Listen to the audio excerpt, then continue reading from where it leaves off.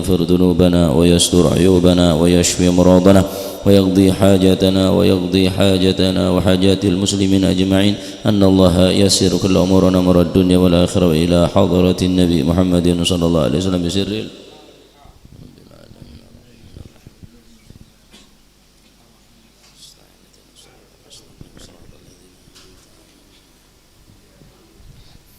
يا ربي صل على محمد شرف بدر في الكون يشرق. يا ربي صل على محمد يا ربي صل عليه وسلم. يا ربي صل على محمد كرم داع يدعو إلى الحق. يا ربي صل على محمد يا ربي صل عليه وسلم. يا ربي صل على محمد المصطفى الصادق المصدق. يا ربي صل على محمد يا ربي صل عليه وسلم. يا ربي صل على محمد أحلى الورى منطقا وأصداقا. يا ربي صل على محمد يا ربي صل عليه وسلم. ربي صل على محمد أفضل من بالتقى تحقق. يا ربي صل على محمد يا ربي صل عليه وسلم. يا ربي صل على محمد من بالسخاء والوفاء تخلى. يا ربي صل على محمد يا ربي صل عليه وسلم. يا ربي صل على محمد وجمع من الشمل ما تفرق. يا ربي صل على محمد يا ربي صل عليه وسلم. يا ربي صل على محمد واصله وسهل ما قد تعود. يا ربي صل على محمد يا ربي صل عليه وسلم. يا ربي صل على محمد وافتح من الخير كل مغلاق. يا ربي صل على محمد يا ربي صل عليه وسلم. يا ربي صل على محمد وآله ومن بالنبي تعلى. يا ربي صل على محمد يا ربي صل عليه وسلم. يا ربي صل على محمد وآله ومن للحبيب عشاق. يا ربي صل على محمد يا ربي صل عليه وسلم. ربي صل على محمد ومن بحبل النبي توثى. يا ربي صل على محمد يا ربي صل عليه وسلم. يا ربي صل على محمد يا ربي صل عليه وسلم. يا ربي صل على محمد يا ربي صل عليه وسلم. اللهم صل وسلم وبارك عليه. أعوذ بالله من الشيطان الرجيم. بسم الله الرحمن الرحيم. إنا فتحنا لك فتحا مبينا ليغفر لك الله ما تقدم من ذنبك وما تأخر ويتم نعمته عليك ويهديك صراطا مستقيما صلى الله عليه وينصرك الله نصرا عزيزا لقد جاءكم رسول من أنفسكم عزيز عليه ما عنتم حريص عليكم بالمؤمنين رؤوف رحيم يا رحيم فإن تولوا فقل حسبي الله لا إله إلا هو عليه توكلت وهو رب العرش العظيم إن الله وملائكته يصلون على النبي يا أيها الذين آمنوا صلوا عليه وسلموا تسليما اللهم صل وسلم وبارك عليه السلام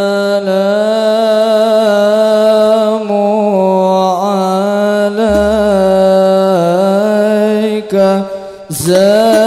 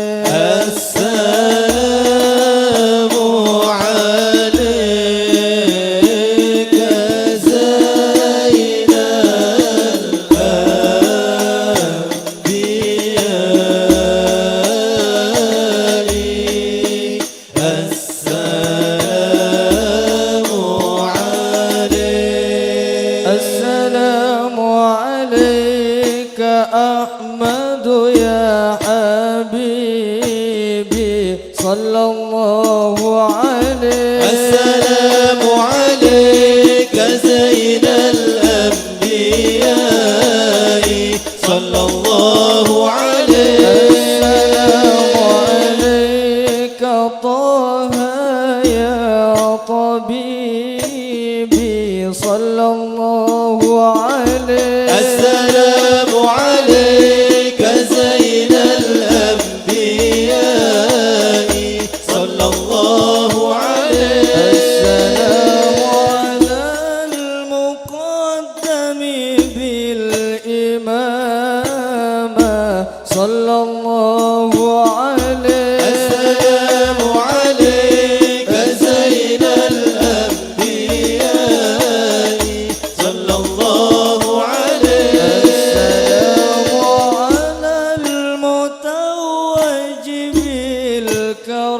بالكرامة صلى الله عليه. السلام عليك زين الأنبياء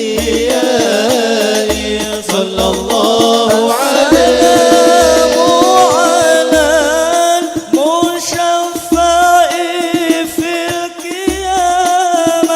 السلام على المضلل بالغمامة. السلام على المشفع في القيامة. السلام على المضلل بالغمامة. السلام بالكرامة. السلام عليك. السلام عليك. السلام عليك زين الأنبياء. السلام عليك أتقى الأتقياء. السلام عليك زين الأنبياء. السلام عليك أتقى الأتقياء. أنت المرتجى يوم السحاب. اشفع لنا يا خير الأنام.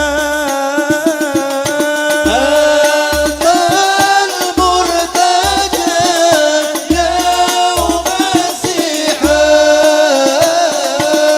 اشفع لنا يا خير الأنام.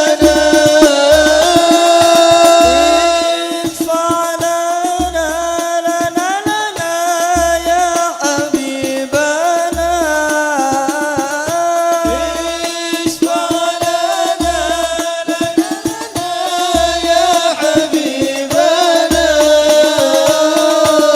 لك الشفاعة يا رسول الله.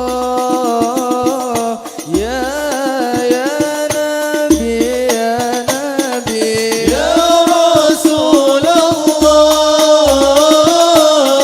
يا نبي لك شفاعة وهذا مطلبي يا نبي. يا رسول الله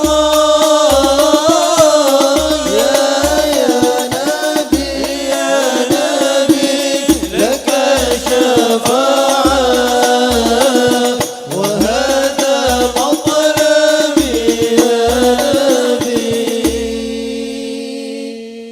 اللهم صل وسلم وبارك عليه. اللهم صل وسلم وبارك عليه وعلى آله. بسم الله الرحمن الرحيم. الحمد لله القوي سلطانه الواضح برهانه المبسوط في الوجود كرمه وإحسانه. صلى الله عليه تعالى مجده وعظم شانه. خلق الخلق لحكمة وطوى عليها علمه.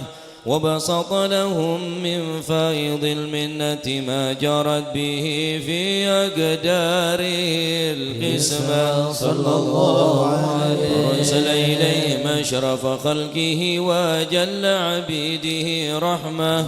تعلقت إرادة الأزلية بخلق هذا العبد المحبوب.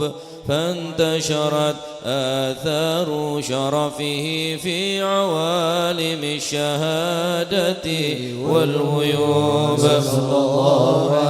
فما جل هذا المن الذي تكرم به المنان وما أعظم هذا الفضل الذي برز من حضرة الإحسان صورة كاملة ظهرت في هيكل محمود فتعطرت بوجودها كناف الوجود وطرزت برد العوالم بطراز التكريم اللهم صل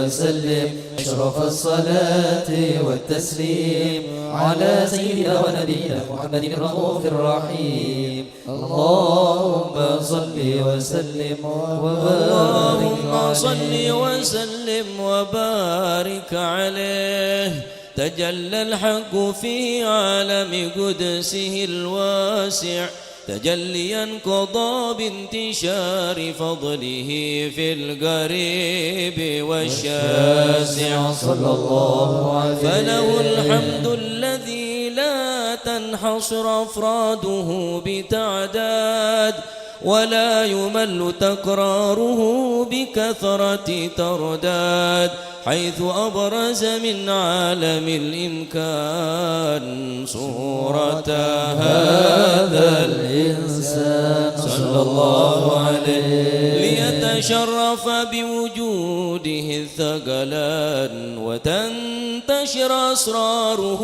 في الأكوان فما من سر اتصل به قلب منيب إلا من سوابغ فضل الله على هذا الحبيب صلى الله عليه لقلب سروره قد توالى بحبيب عمن لنا منوالا جل من شرف الوجود بنور غمر الكون بهجة وجمالا صلى الله عليه من ترقى في الحسن على مقام وتناهى في مجده وتعالى لهضت العيون فيما اجتلته بشرا كاملا يزيه الضلالا صلى الله عليه وهو من فوق علم ما قدرة رفعة في شؤونه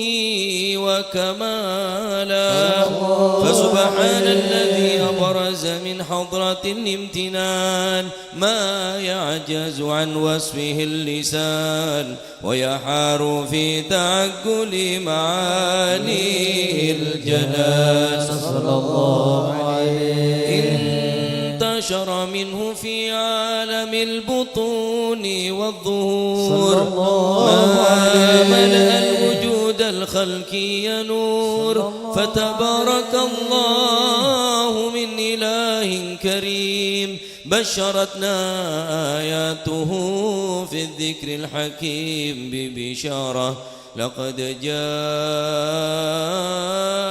رسول من أنفسكم عزيز عليه ما عنتم حريص عليكم بالمؤمنين رؤوف رحيم يا رحيم فمن فاجت هذه البشارة وتلقاها بقلب سليم فقد هدي إلى صراط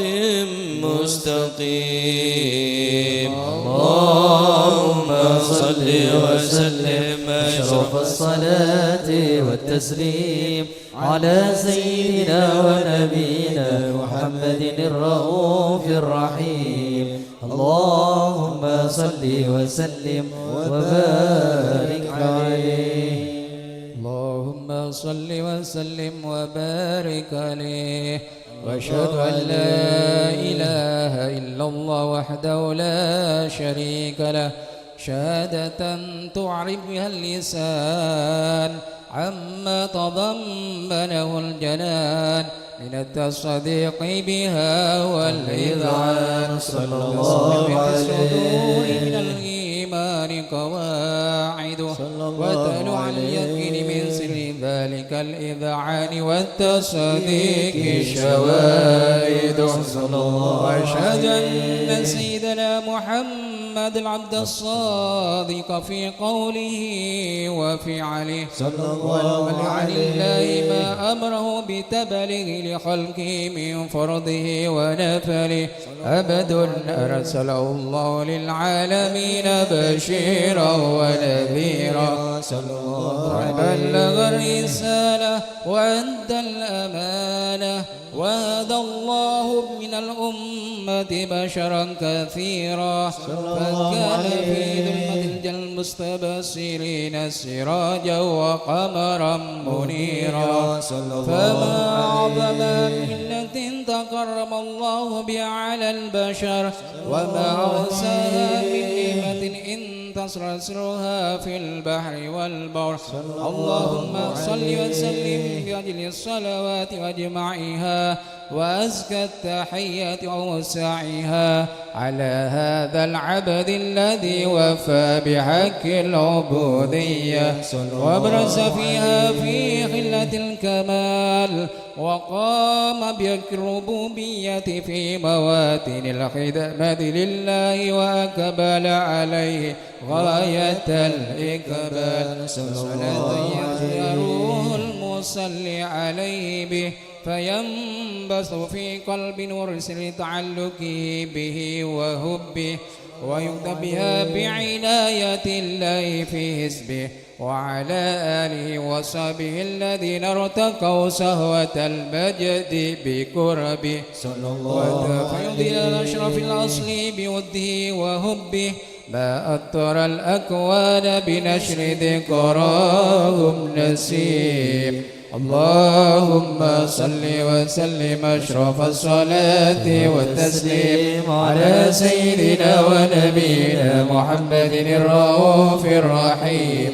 اللهم صل وسلم وبارك عليه. اللهم صل وسلم وبارك عليه وعلى آله وصحبه. أما بعد، فلما تعلقت إرادة الله في العلم القديم بظهور أسرار تخصيص للبشر الكريم بالتقديم والتكريم، نفذت القدرة الباهرة بالنعمة الواسعة والمنة الغامرة، فانفلقت بيضة التصوير في العالم المترك الكبير عن جمال مشهود بالعين، حاول لوصف الكمال المترك والحسن التام والزين صلى الله عليه. فتنقل ذلك الجمال الميمون في الأصلاب الكريمة والبطون، فما من صلب ضم إلا وتمت عليه من الله النعمة صلى الله عليه. فهو القمر التام الذي يتنقل في بروجه ليتشرف بموضع استقراره وموضع خروجه، وقد قضت الأقدار الأزلية بما قضت، وأظهرت من سر هذا النور ما أظهرت، وخصصت به ما خصصت صلى الله عليه. وكان مستقره في الأصلاب الفاخرة والأرحام الشريفة الطاهرة، حتى برز في عالم الشهادة بشارا لا كالبشر صلى الله عليه. ونورا حير الأفكار ظهوره وبهر، فتعلقت همة الراكب لهذه الحروف ليركم في هذا القرطاس ما هو لديه من عجائب ذلك النور معروف صلى الله عليه. وإن كانت الأنصر لا تفي بعشر أوصاف ذلك الموصوف تشويقا للسامعين من خواص المؤمنين، وترويحا للمتعلقين بهذا النور المبين صلى الله عليه. فإنها تعرب الأقلام عن شؤون خير الأنام، ولكن نزل إلى تدوين وما حفظت من سر أشرف المخلوقين صلى الله عليه وما أكرمه الله به في مولده من الفضل الذي عم العالمين صلى الله عليه وبقيت رايته الكون منشورة على مر الأيام والشهور والسنين صلى الله عليه داعي التعلق بهذه الحضرة الكريمة ولاعج التشوق إلى سمع أوصافها العظيمة ولعل الله ينفع به المتكلم والسامع آمين فيدخلني في شفاعة هذا النبي الشافع يتروحني بروح ذلك النعيم اللهم صل وسلم أشرف الصلاة وتسليم على سيدنا ونبينا محمد الرؤوف الرحيم اللهم صل وسلم وبارك عليه يا أهل بيت النبي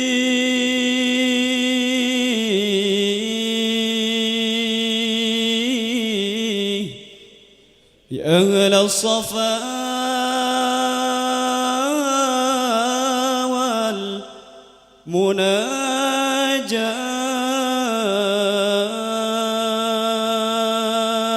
والمناجاة بخت من حبكم يغفر بما قد تمنى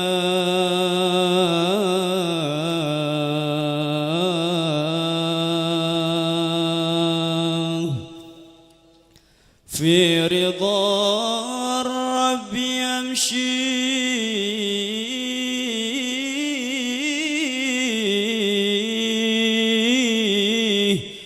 في صباحه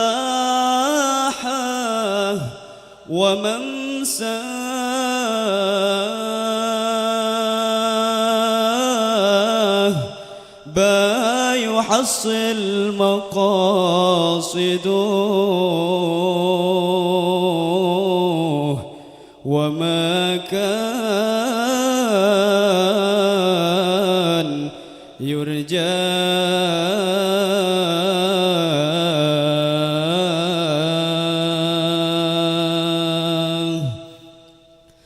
كل من حبكم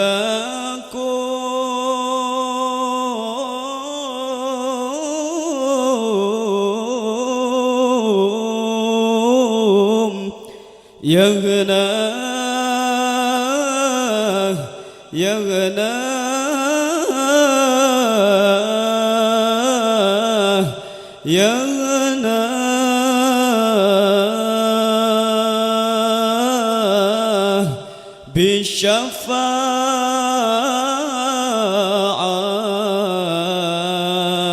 بالشفاعة من المختار في يوم لقياه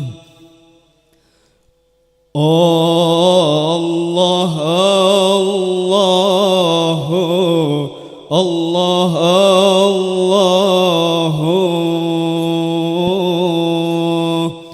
الله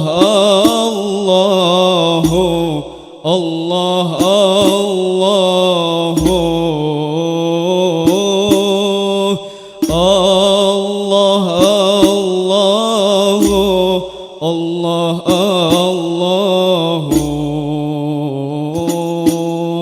رب فاجعلنا من الأخيار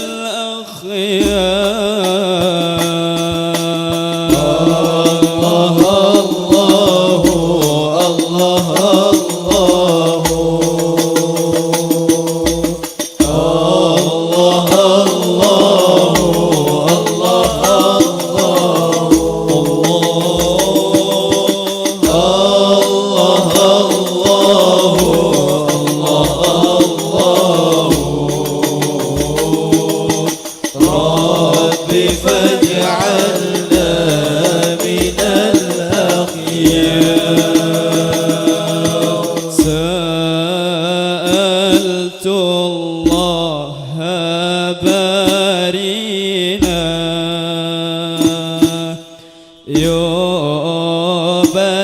يبلغنا أمانينا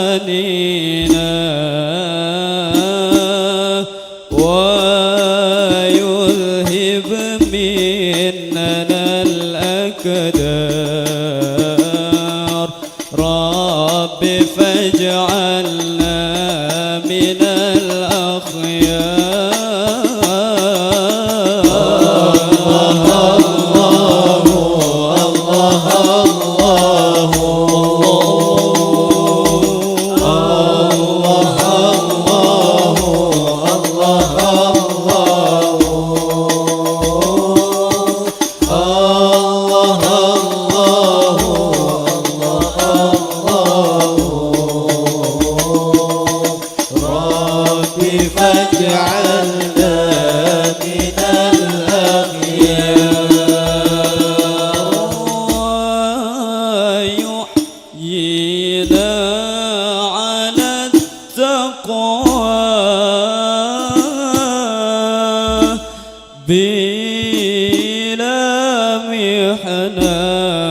ولا بلوى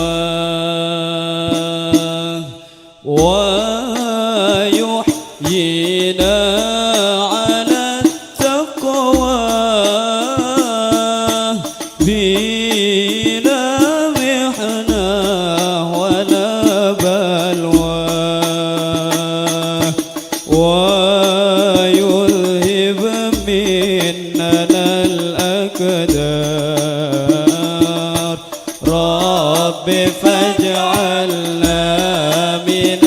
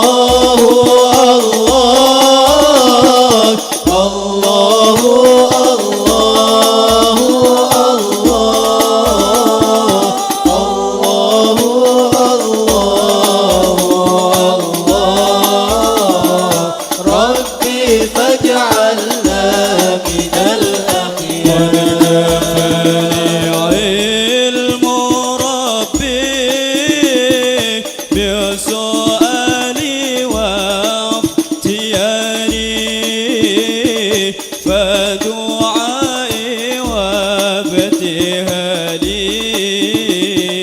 شاهد لي بافتقاري الله الله الله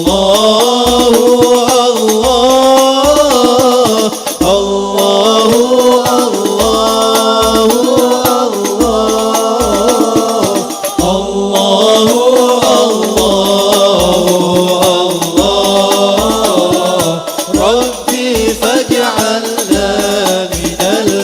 يا سيدي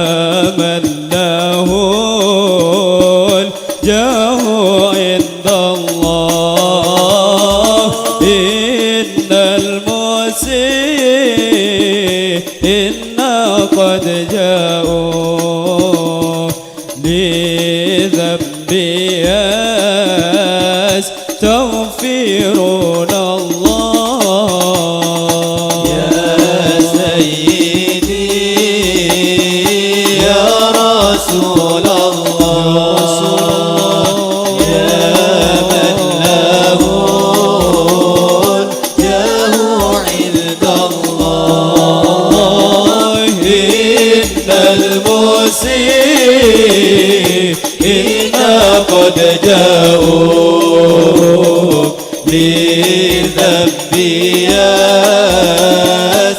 يستغفرون الله صلى الإله وسلم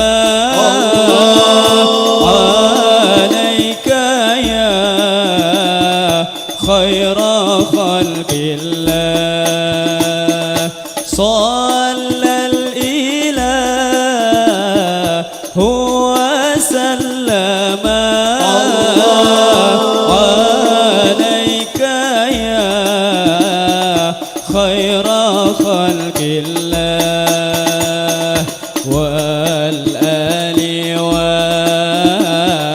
وصحبه حبلنا حسن الختام بهم يا الله يا سيدي يا رسول الله يا من له الجاه عند الله إن المسيئين قد جاءوا بذنبي يستغفرون الله صلى الإله وسلم عليك يا خير خلق الله صلى الإله وسلم عليك يا خير خلق الله والآل وصحبه حبلنا حسن الختام بهم يا الله يا سيدي يا رسول الله يا من له الجاه عند الله إن المسيئين قد جاءوا لذنبي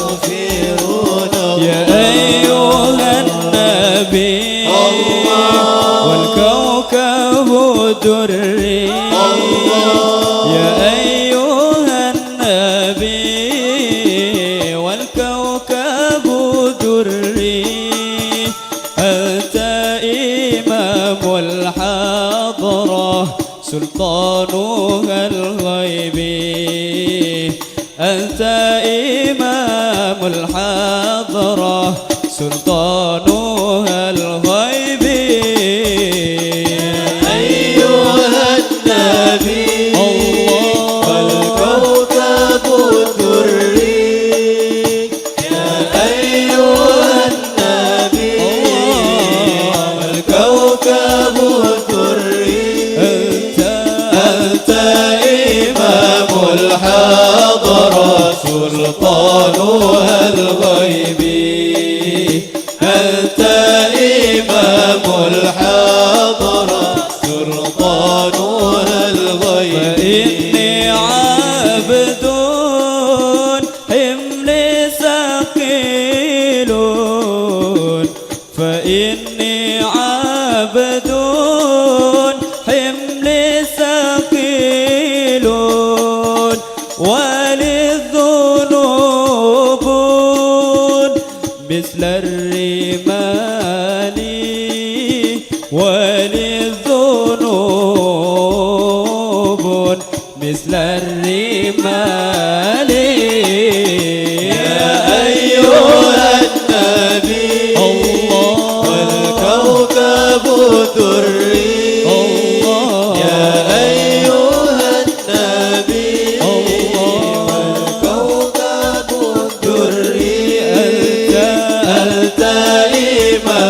الحضرة سلطان الغيب الله أنت إمام الحضرة سلطان الغيب وصل دوما على نبينا وصل دوما على نبينا طه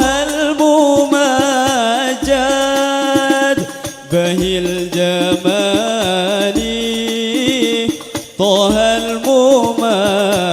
الممجد بهي الجمال يا أيها النبي والكوكب الدري يا أيها النبي والكوكب الدري أنت إمام الحضرة سلطان الغيب أنت إمام الحضرة سلطان الغيب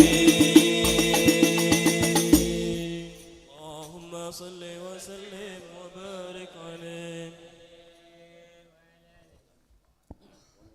اللهم صل وسلم وبارك عليه وعلى آله ومنذ علقت بهذه الدرة المكنونة والجوهرة المزونة والكون كله يصبح يمسي في سرور وابتهاج صلى الله عليه بقرب ظهور شرق هذا السراج والعيون متشوفة إلى بروزه متشوقة إلى التقاط جواهر كنوزه صلى الله عليه وكل دابة لقريش نطقت بفصيح العبارة ورأت بالكمال البشارة وما من حامل حملت في ذلك العام إلا أتت في حملها بغلام من بركات وسعادة هذا الإمام صلى الله عليه ولم تزل الأرض والسماوات متضمخة بعطر الفرح بملاقاة أشرف البريات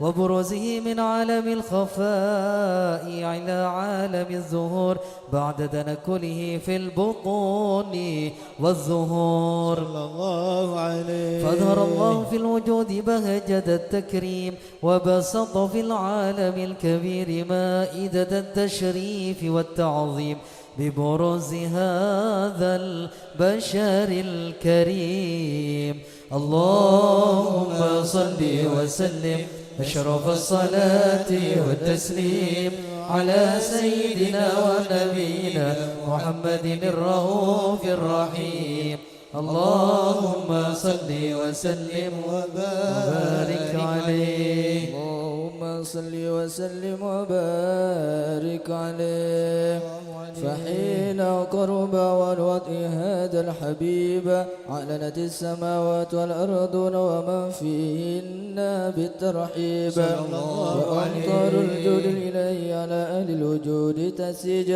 وألسنة الملائكة بالتبشير للعالمين تعيد سبحان الله والحمد لله ولا إله إلا الله الله أكبر سبحان الله والحمد لله إلا الله والله أكبر سبحان الله والحمد لله ولا إله إلا الله والله أكبر والقدرة كشفت كناء هذا المستور ليبرز نوره كاملا في عالم الدور نورا فوق كل نور صلى الله عليه وأنفذ حقكم على من أتم الله عليه النعمة من خواص الأمة أن يحضر عند وضعه أمة تأنيسا لجناب المسعود ومشاركة لها في هذا السمات الممدود صلى الله عليه فحضرت بتوفيق الله سيدة مريم وسيدة آسيا ومعهما من الحور العين من قسم الله له من الشرف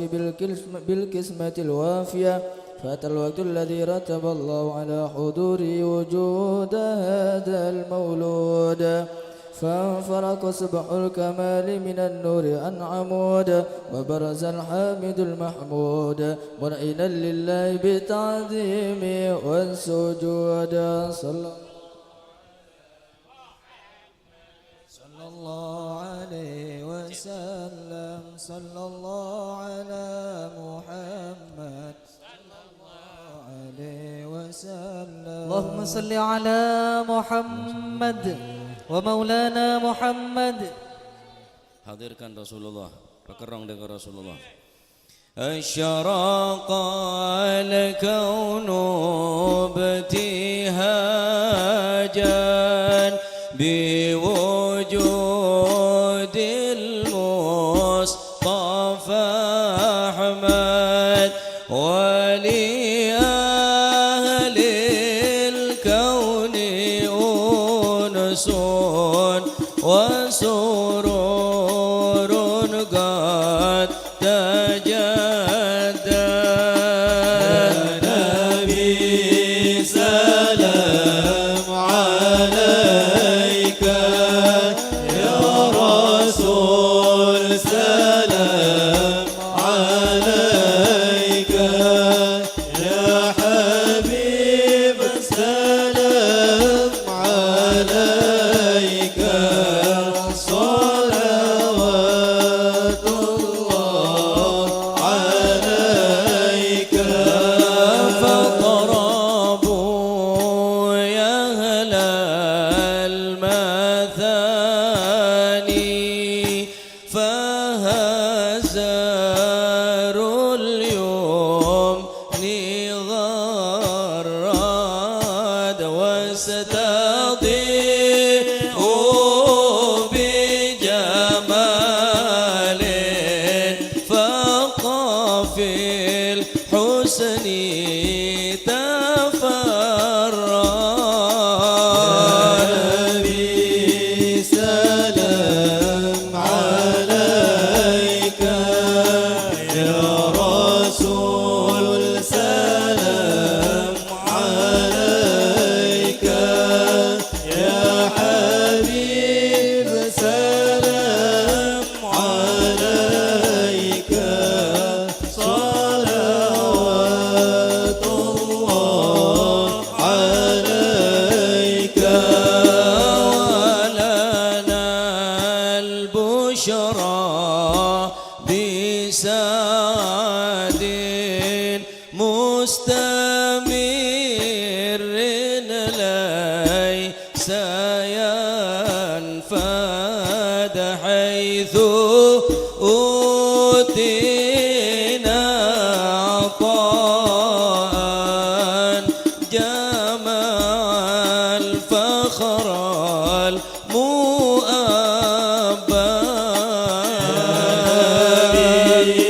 سلام عليك يا رسول سلام عليك يا حبيب سلام عليك صلوات الله عليك. فلرب كل حمد جل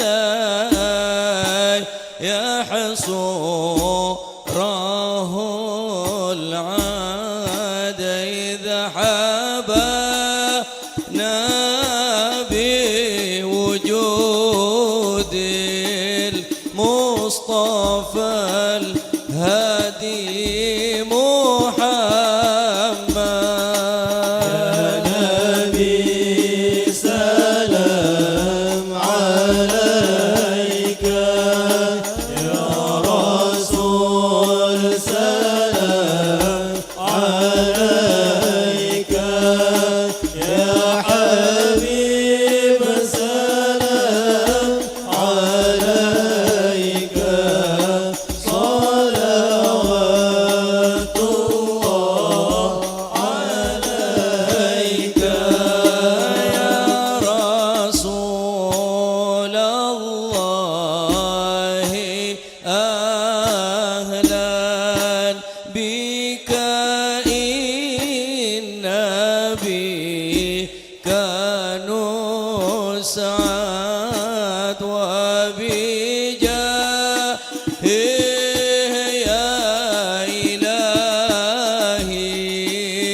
جد وبلغ كل مقصد آمين يا الله يا رب عليك يا رسول سلام عليك يا حبيب سلام عليك صلوات الله عليك واهدنا نهج سبيله كي به نسعد ونرشد ربي بلغنا بجاهه آمين. في جوار الخير مقعد يا نبي سلام عليك يا رسول سلام عليك يا حبيب سلام عليك صلوات الله عليك وصلاة الله تغشى أشرف الرسل محمد وسلام مستمر كل حين يتجدد طلع البدر علينا من ثنيات الوداع وجب الشكر علينا ما دعا لله داع طلع البدر علينا من ثنيات الوداع وجب الشكر علينا ما دعا لله طلع البدر علينا من ثنيات الوداع وجب الشكر علينا ما دعا لله مرحبا يا مرحبا يا نور مرحبا جد الحسين مرحبا مرحبا مرحبا يا مرحبا يا نور العين مرحبا جد الحسين مرحبا مرحبا وأكرمي الأرواح منا وأكرمي الأرواح منا بلقاء خير الأنام مرحبا يا رب مرحبا آمين. يا مرحبا يا نور العين مرحبا جد الحسين مرحبا مرحبا صلى الله على محمد صلى الله عليه وسلم صلى الله على محمد يا ربي صلي وسلم صلوا. يا نبي سلام عليك يا رسول سلام عليك يا حبيب سلام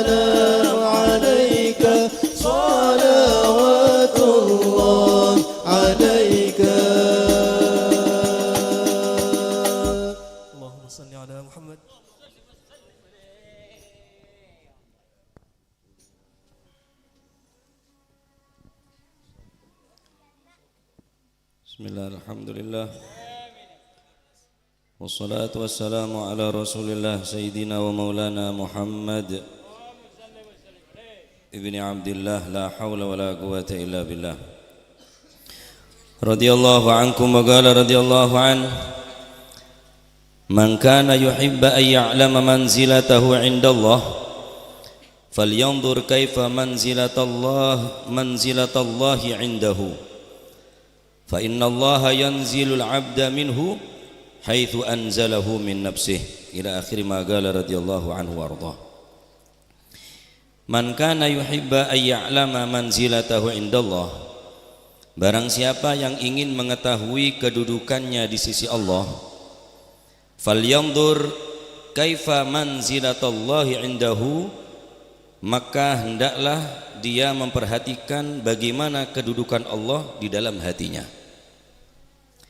Karena sesungguhnya Allah Subhanahu wa taala menetapkan atau menempatkan kedudukan hambanya sebagaimana hamba tadi itu menempatkan Allah di dalam jiwanya atau di dalam hatinya. Hadirin yang dirahmati oleh Allah Subhanahu wa taala, dekat ataupun jauhnya kita kepada Allah tergantung bagaimana hati kita dipenuhi dengan rasa takut kepada Allah Subhanahu wa taala. Dan Allah tidaklah memberikan dua rasa takut kepada seorang hamba dan tidaklah memberikan dua rasa aman kepada seorang hamba. Tidaklah seorang hamba merasakan aman daripada hilangnya iman, merasa aman daripada siksaan, kecuali orang tadi itu kelak pasti akan dijadikan orang yang selalu dalam keadaan ketakutan kelak di hari kiamat. Dan barang siapa yang hatinya tadi itu merasa takut kepada Allah selama hidup di atas dunia, maka Allah tidak akan menjadikan dia tadi itu takut di hari kiamat. Semakin kulit sampian banyak rasa takut odik ning atas dunia nikah, berarti semakin besar potensi kita akan menjadi orang yang aman kelak di hari kiamat. Para malaikat takut, para nabi takut, para aulia takut. Ada orang sebengal nang saat nikah di hari kiamat, tidak satu pun makhluk yang diberikan izin untuk berbicara di hari itu. Illa man adzina lahur rahmanu wa qala shawaba, kecuali orang yang diberikan izin oleh Allah untuk berbicara, untuk berkata dengan yang benar, yaitu Rasulullah sallallahu alaihi wasallam. Kalau kita ingin mengetahui seberapa jauh kita, seberapa nilai kita, kedudukan kita di hadapan Allah Subhanahu wa taala, maka seberapa Allah Subhanahu wa taala jauh dan dekatnya di hati kita. Mulai di dalam hati ke Gusti Allah, cek sampai elang pokok. Cek sampai elang, cek sampai tade Gusti Allah dalam hati ini. Likulli syai'in idza faraqtahu 'iwadun wa laysa lillahi idza faraqtahu min 'iwadin. Setiap segala sesuatu yang jika kita berpisah darinya, insyaallah masih ada gantinya. Tetapi manakala kita kehilangan Allah Subhanahu wa taala, maka tidak satu pun makhluk akan mampu menggantikan posisi Allah. Wa may yaghfirudz dzunuba illallah. Tidak ada yang dapat mengampuni dosa kecuali Allah. Kehilangan jabatan bisa nyalon boleh, kehilangan kendaraan bisa nyelengin boleh. Kehilangan apa boy? Kehilangan ning atas dunia nih kah? Ki bisa nyari ganti, tapi cek kehilangan Allah, cek kehilangan Rasulullah. Wal'iyadzubillah. Makanya sebagian daripada aslafun as-salihun daripada mereka apa? Mereka mengatakan apa? Lau ghaba anni Rasulullah sallallahu alaihi wasallam tarfata'ain ma'adattu nafsi muslimah. Kalau seandainya Nabi ini hilang hanya sekejap mata dari hatiku, kalau Nabi hilang dari kalau Nabi hilang dari hatiku sekejap mata saja, ma'adattu musliman maka aku tidak menghitung diriku sebagai orang yang beriman. Kalau di majelis saja hati Anda sudah tidak ada Rasulullah, lalu bagaimana di luar majelis? Di majelis ini kita tidak rindu kepada Rasulullah, di majelis ini kita tidak kangen berharap syafaat dari Rasulullah, lalu kapan lagi kita akan berharap besar kepada Allah? Hati-hati. Maka majelis nikah untuk supaya menambah kita semakin semangat ibadah, semakin mencintai Rasulullah sallallahu alaihi wasallam.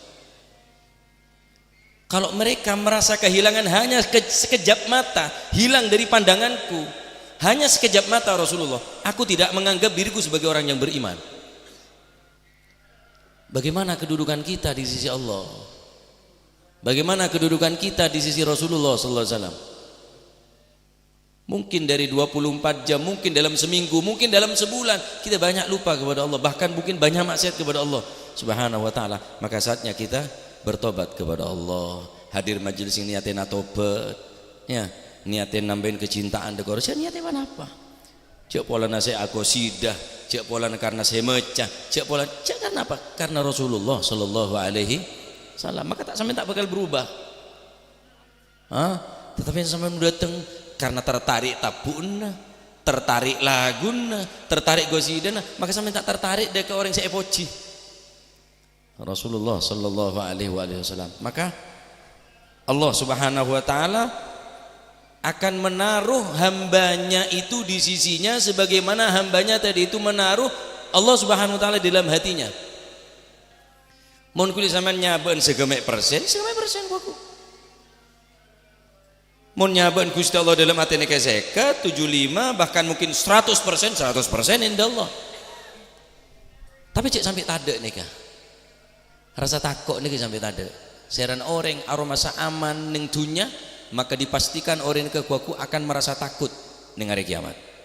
Allah taala tak bakal abri rasa aman bukale. Tak mungkin. Rasa aman ning dunya mesti takut kuaku nang akhirat. Dan Allah Ta'ala tak bakal abri rasa takut ning dunya, seran orang sebanyak rasa takut ning dunya, dipastikan kuku ning akhirat bakal aman daripada rasa takut.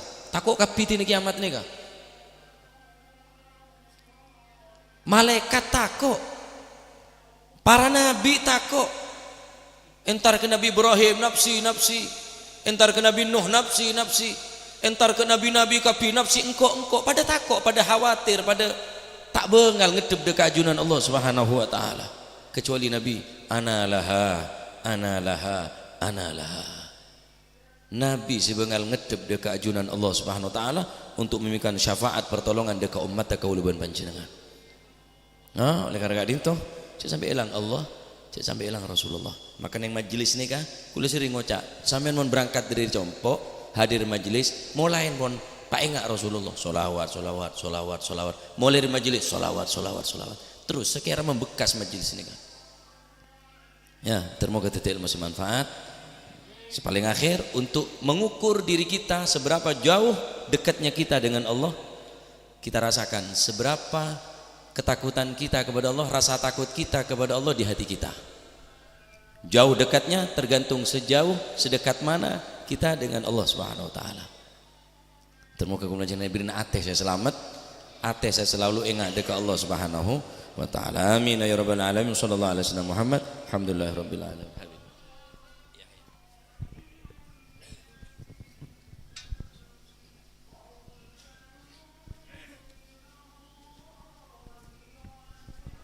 Bismillahirrahmanirrahim. Alhamdulillahirabbil alamin. Hamdan yuwafi ni'amahu wa yukafi mazidah. Ya Rabbana lakal hamdu kama yanbaghi li jalali wajhika wa li 'azimi sultanik.